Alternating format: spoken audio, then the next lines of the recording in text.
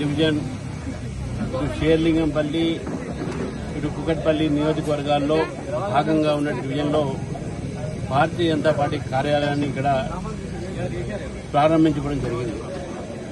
ఈ యొక్క భారతీయ జనతా పార్టీ కార్యాలయం గతంలో సిహెచ్ హనుమంతరావు గారు మున్సిపల్ చైర్మన్గా ఉన్నప్పుడు వారి యొక్క స్థలాన్ని పార్టీకు వారు విరాళం చేయడం జరిగింది.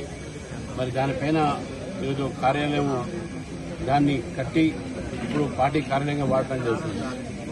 మరి ఒక పార్టీ కార్యాలయంలో రేపు రానున్న ఒక ఎన్నికలు మున్సిపల్ ఎన్నికలకు ఇది కేంద్రంగా మారి ఇక్కడి నుంచి ఈ రెండు కాన్స్టిట్యున్సీస్లో కూడా భారతీయ జనతా పార్టీ పెద్ద ఎత్తున ఎలక్షన్స్లో గెలవాలనేటువంటి ఒక రూపకల్పన జరుగుతుంది. బీజేపీ వైపు హైదరాబాద్ ప్రజలు చూస్తూ ఉన్నారు.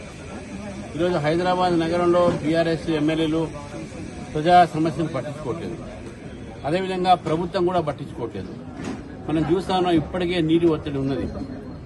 ఈ రోజు ప్రతిసారి కూడా భారతీయ జనతా పార్టీ మేము అడుగుతా ఉన్నాం, వానాకాలం వచ్చే ముందు నగరం ఒక తయారీగా ఉంచాలనే అవసరం ఉన్నది. కానీ ఒకసారి వానలు ఇప్పుడు తక్కువ పడుతున్న ఎల్లీనో చెప్పి కానీ అయినప్పుడు కూడా పడ్డ వానకే హైదరాబాద్లో ట్రాఫిక్ స్తంభిస్తా ఉన్నది. మరి ప్రభుత్వం ఏం చేస్తుంది, జీహెచ్ఎంసీ ఏం చేస్తుందని చెప్పి ప్రజలు ప్రశ్నిస్తున్నారు. అదేవిధంగా హైదరాబాద్ ప్రజలు కూడా చూశారు.